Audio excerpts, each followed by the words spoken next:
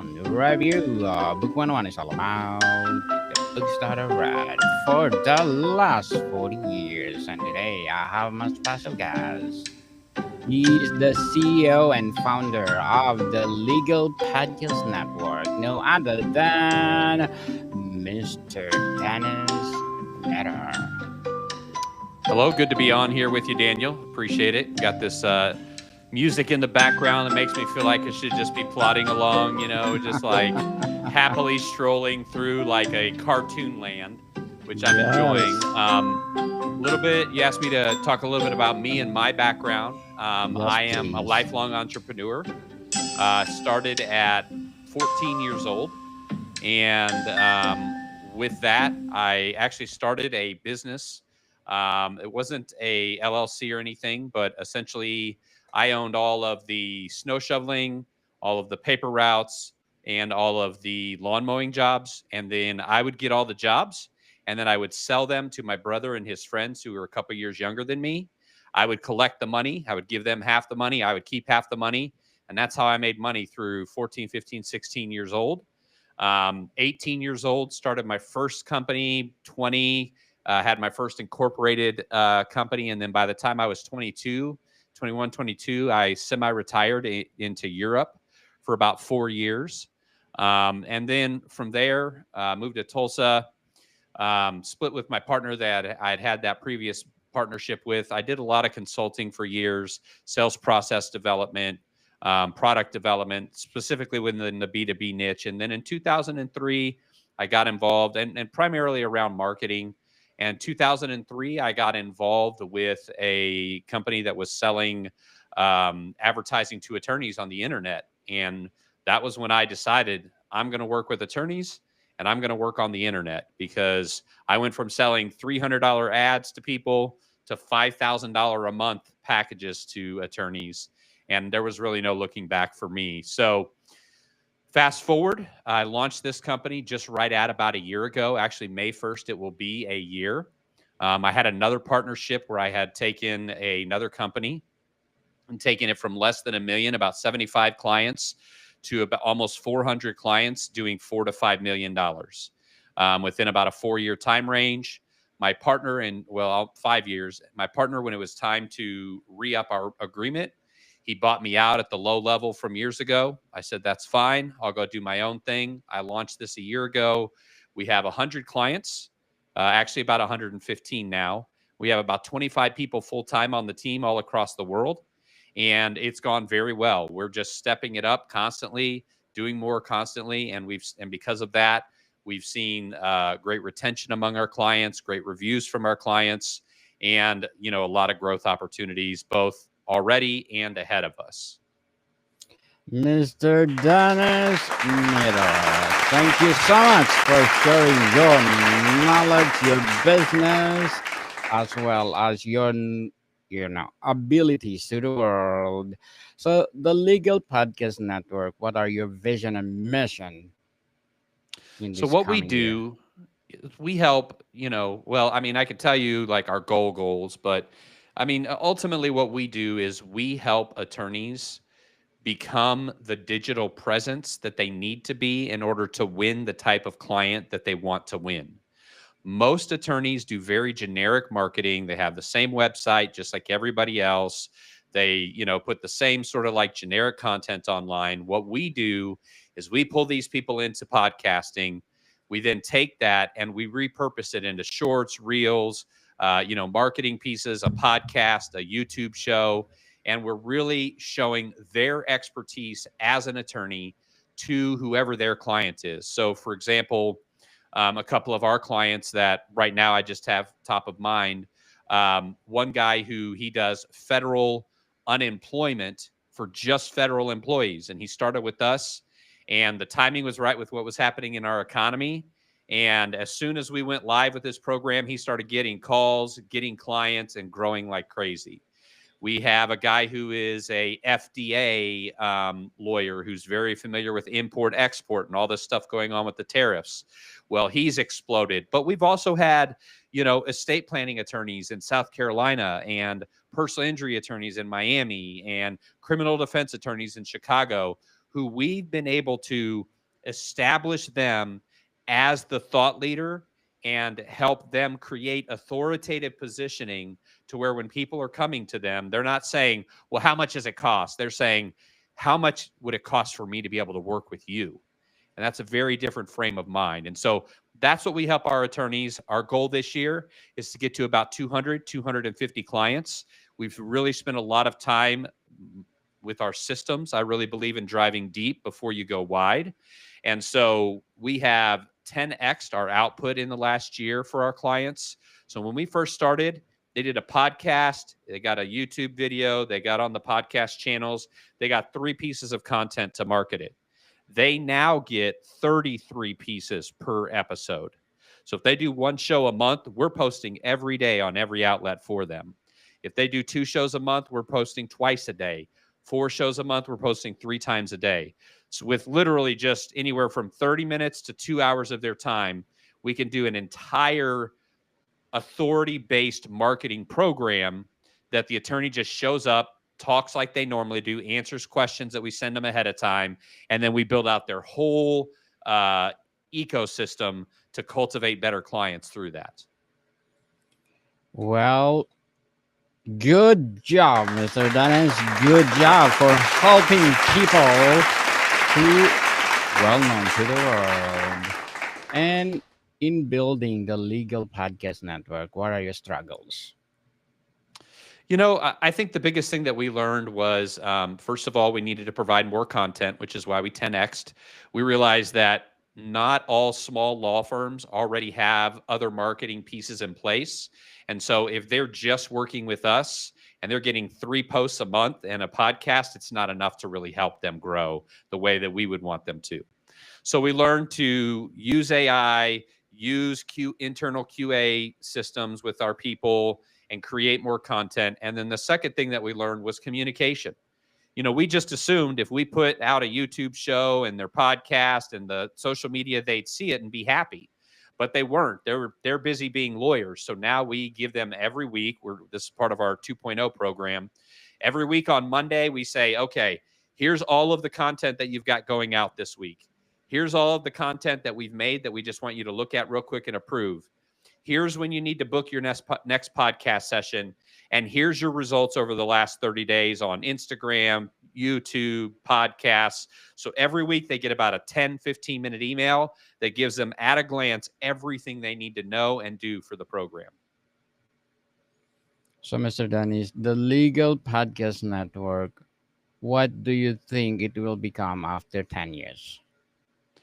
After 10 years, I mean, I've grown 3 businesses to 3 to 5 million in less than 1 to 3 years. I really believe that this is a 12 to $15 million a year privately owned company. I don't really want to take it much bigger than that.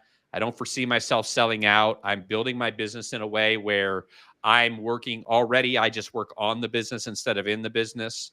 And so over time, what I'd like to be able to do is move somewhere in Southeast Asia, maybe the Philippines, Thailand, Bali, someplace like that. We visited those places. We love them. Cost of living is great. The pace of life is great. And so I'm building my business in a way where all I'll need to do is meet with my directors once a week for about 2 hours, and then they disseminate and do everything else from there. I look at my reports. I mean, and that's a few years off.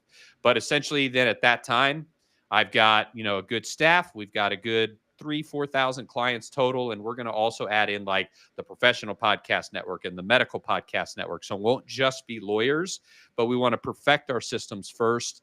And then we'll start adding in these other networks where we provide this for them. Looking forward for that expanding, Mr. Dennis. So how would you maintain the momentum of the Legal Podcast Network? I mean, maintaining momentum is it isn't anything I've ever had a problem with. It's slowing things down. Actually, like right now, I have marketing programs that I could put in place. I have people that I'm getting ready to meet with that have 150, 300 attorneys that they're like, I want you to show this program to my attorneys and a bunch of them to buy it. But we have to make sure that we stay within the bandwidth that we have currently established. So for us, growing isn't the problem. The problem is making sure that we grow at a pace where we can maintain our reputation, maintain the level of client delivery that we want to maintain. Because I could just be like, let's just go for it. Let's just sell everybody. But I've done that, and I've crashed companies, I've crashed comp systems, and I've learned my lesson. People say, oh man, how do you know all this stuff? It's like, because I've failed at it before. I tried to do it the other way. I messed things up. And so now I know better than that. And so that's how we're able to kind of maintain that growth. For example, we were just like, listen, we've been kind of around 100, 110 clients for a while. I went to my whole team and I gathered everybody in a meeting just yesterday. I said, all right, everybody, if we can get to 150 live clients by June 1, that gives us about 7 weeks, then we're going to give away $1,500, 750, 500, and 250. And that goes all the way from everybody in our company, the people in the Philippines. We have a team in Pakistan. We have people all over the United States. I have a kid in South Africa. Everybody has a way to enter that. It's not just a sales contest where my sales guys get rich and fulfillment just makes what they make. So my whole company is just like super excited because they know if I mess up and we lose a client, then guess what happens? Then that's one more person we have to sell. So every person sees their part of the process as integral in us reaching this shared goal together. So things like that, short-term goals to hit long-term goals to hit your ultimate goals. That's what I've always done. Good luck for the momentum, Mr. Dennis. So, as a founder and CEO of the Legal Podcast Network, can you recommend a book that empowers you as a leader? Yeah, I mean, let's talk about leadership. So, when you use the terminology empowers you as a leader, the book I want to share with you actually is a book that took me through what was literally the hardest time of my life. So I was a pastor. I'm gonna get super personal. Is that okay? Do Yes, you like that go on the ahead. show? Okay. Yes. So I was a pastor, youth pastor, evangelist, missionary for almost 20 years, from the time I was 16 to the time I was 36. Um, through a series of events, heroes that kind of fell, interpersonal things within my own relationship that was I got married at 19, so I was married by that time almost 20 years. Some personal health issues I had, some issues I had within my own daughter, within my own children, and some mental health things that were very, very severe things.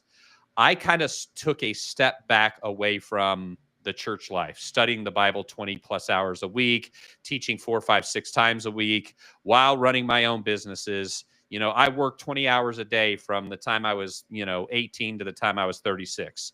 For me, like, every moment must be monetized. That was my personal motto. Every moment must be monetized, until I had a nervous breakdown at 36 and spent a year and a half in bed. So a couple years later now, we moved to Austin, and we've been there a few years. My career's going okay, but my marriage is not going great. My child that we were having some mental health issues with, things were getting very serious, like, suicides and murder threatenings and things like that.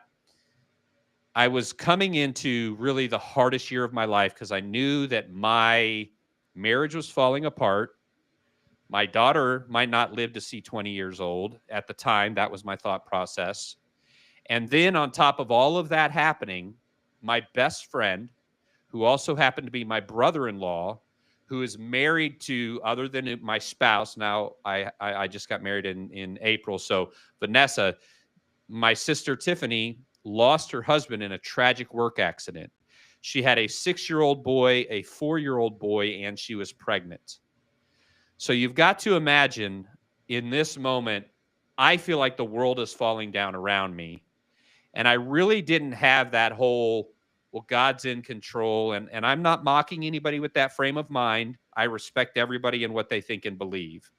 But in that moment for me, I couldn't see that this was all going to work together for good to them that love God and who are the called according to his purpose. And I was approaching this moment because my sister needed me. I mean, I went up there. I helped with the lawyers. I helped make sure she got her money. I had to keep family back because she was just crying in a room, and I had to keep, because I come from a big family. I'm the oldest of 6 kids, so like I literally had to play like bouncer to my brother-in-laws and sister-in-laws and get in arguments with them because she wanted to be left alone. So I've lost my best friend. I'm trying to help my sister. I've got a marriage that's falling apart. I've got kids. Like, my world's falling apart, and I have no foundational belief system to fall into. So imagine yourself in that place where you're just like, everything is just falling apart. And in the past, I would just, pray and, oh, it's going to be okay. God's in control. But I just didn't have that thought process anymore. And I was following and he's still around, a guy named Tim Ferriss. 4-Hour Work Week is a book that he wrote. Most people have heard of it. It's been around for a long time, but it's essentially the concept of outsourcing your life. And he had recommended an author, Ryan Holiday, and the name of the book was The Obstacle is the Way.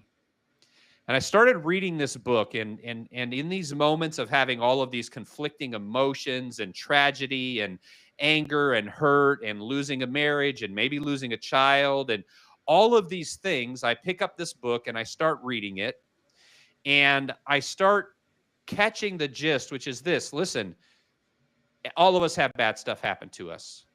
Marcus Aurelius is where these principles are based off of. They're based off of what are called Stoic principles. Are you familiar with Stoicism? Yes, sir. Okay. So they're based off of Stoic principles, Marcus Aurelius, and then this guy, Ryan Holiday, has kind of taken Marcus Aurelius and Epictetus and Seneca, these philosophers from way back in like Roman Greek times, and he's kind of updated their philosophies with modern like illustrations and understandings. So I'm reading the book, and the premise of the book is essentially life is not what happens to you, it's how you respond to it. And in every obstacle, there is something to teach you. There is something that can make you stronger. There is something that can benefit you. And when I started changing my thinking, and these are just kind of the basic principles of the book, but when I started changing my thinking and looking at, okay, I'm in this situation, like, have you ever looked at a situation and tried to think what good could possibly come out of this? But I sat there and I thought about my brother-in-law, and I thought about what my sister's going through, and I thought about my nephews, and I thought about, my now ex-wife and the situations with us. And I thought about, my own personal journey and my own personal, philosophy and belief system. And I started thinking, if I look back at my life, and like, I grew up in a very for about 5 years, I lived in a party house that was mostly like crack house. Also like heroin. My mom dated heroin dealers, crack dealers, and gang leaders from the time I was 8 to the time I was 13. Now, I never looked at that as a negative thing because I learned at 8 years old how to provide for me and my sister. I learned at 12, 13 how to make money happen. So I learned resilience and how to take care of myself and other people that I care about at an extremely young age. And so coming back and looking back through the lens now of this new philosophy, I was like, you know what? Most people say, oh, poor guy, you had to, empty out beer cans every morning from 8 till 13 just so that you could eat for the day. But I think of it as, not a lot of people could be a youth pastor at 16, own their own business at 14. Not a lot of people could be and do the things that I've done in my life because I got married at 19. I've had all of these things, and I'm 47 now, but like most people who hear my life story, they're like, you've had 8 lives. Like, you've had all of these different times and tragedies and things. And I've lived in Romania. Now I live in Belize on an island. And so I've lived all of these different sort of lives. And I always say this, each new iteration of my life has been better than the one before. Now, it doesn't mean each iteration has been perfect, but each time that I flip from one life to the next life to the next life, in looking back, I saw that my life was a better life, even though to get to that new life, I had to go through some extremely hard things. stepmother who didn't care for me as an individual and made sure that I knew it, a dad that was kind of unplugged from everything. So all of these different things in my life, I look back and I said, you know what? Those things taught me and made me who I am. I actually have tattooed on my arm right here, and I don't know, you probably can't see it, but it says Yes. embrace. It says embrace your journey. And so for me, I embrace what I've come through, a lot of it because of that book, helping me understand that obstacles aren't just things to get through, they're things to learn from and make you better. And when I began to apply that principle to my life on a regular basis, it changed everything. Now, when I come into times of like tragedy or think like I just calm down and I'm like looking for the opportunity of what we're about to learn. And, my people will be like, oh, this is happening. I'm like, whoa, calm down. Let's see what we're learning here. What can we learn? What can we do? And then they would come in behind and be like, okay. And so I also share this philosophy with my own people. I have young men that I mentor. And when I mentor them, I always have them read that book, especially if they're now Gen Z, because they need to understand like what's happening in your life. Yes, it's tough, but we've all had very, very, very tough things happen to us. The difference is, how do you respond to it? Is it a life lesson or is it a life stopper? And that's something only we can really look at. So that's why I recommend that book. It's also Stoicism, cognitive behavioral therapy, which is considered to be the most the best way for the best therapy style. By many, it's considered to be, cognitive behavioral therapy, changing the way you think. Cognitive behavioral therapy came out of Stoicism, out of Marcus Aurelius, Seneca, Epictetus. And now this guy, which is just taking and putting it through a modern lens, makes it like, I had this 22-year-old young man read it, and he's like, I'm like, do you understand? He's like, yeah, this is what I'm getting. This is what I'm getting. I really like the illustrations. They help me understand. So he takes something that is a higher end philosophy, that was the philosophy of kings and CEOs, and brings it down to where everybody can now have access to that mind frame. And he has several other books. Stillness is the Key. There's 4 or 5 books that he's put out there. So Ego is the Enemy is another one that I've read that helped.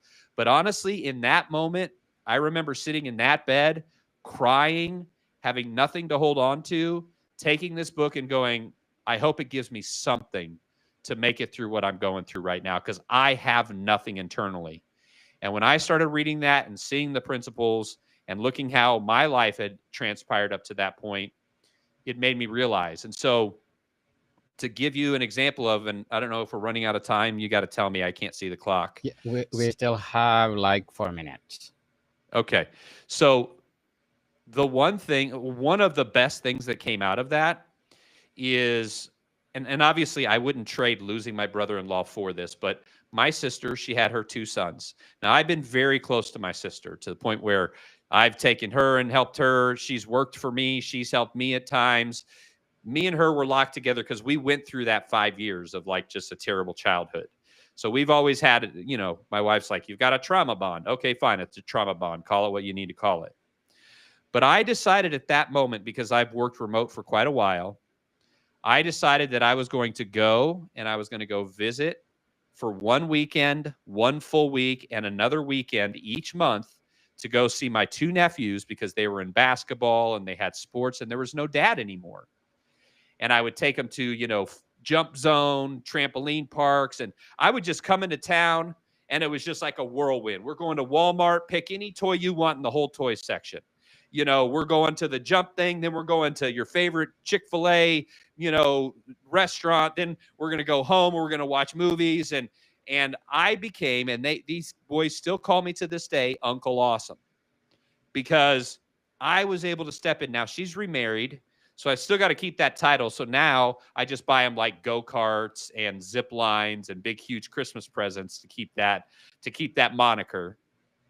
But out of that, I've been able to have a relationship with these boys that I feel like has made a difference and is going to, in the end, make them much better men, young men, because I've been able to be in their life. Not that their dad wouldn't have done as well or anything like that. I'm not insinuating that, but I'm saying this has afforded me a relationship that I never knew I'd be able to have. And it's almost like they're my sons, but they're raised by their mom. They live a little bit of ways, but I'm their superhero. And like my sister told me the other day, and we'll wrap up with this. I've been doing a ton of podcasts and growing my brand, and my company's been growing. And so we're showing up in everybody's social media. I'll have people just like, why are you in my feed? I didn't even follow. It's just like I'm everywhere now all of a sudden from all my content. And so my sister says, do you know that Lucas went to school and told everybody that he's got a famous uncle? And I'm like, who's that? And she's like, you. And I'm like, why? And she's like, well, because I turn on the podcasts and we listen to them that you're on. And to them, it's like, oh, he's on the radio. He's on podcasts. He's meeting with people and famous people and big shows and all of this stuff. Like, my uncle's a big deal, which, is it going to hurt that an 11-year-old boy thinks I'm a big deal? It's not going to hurt anything. He still has a hero. He still has somebody to look up to. So I'll stop it there. You have further questions, we can go, but I know you said you had some other interviews. Mr. Dennis Meador, thank you so much for sharing your knowledge to the world. And we are hoping for the success for the Legal Podcast Network. Can you please invite our listeners to support your business itself? Absolutely. So if you are a person that is basically medical, professional, legal, if what's between your ears is what sets you apart, then come talk to us, because we can reflect who you are online, who you are offline. And that's how you're going to win the client. Don't be the same. Show them who you really are. Yes, people love support Mr. Dennis Meador, because if you support him, more and more and more empowering podcasts to come. So, Mr. Dennis, thank you so much for your time. Absolutely. Thank you very much, Daniel. I've appreciated being on the show. More to come, people. Yes, more to come, people. See you soon.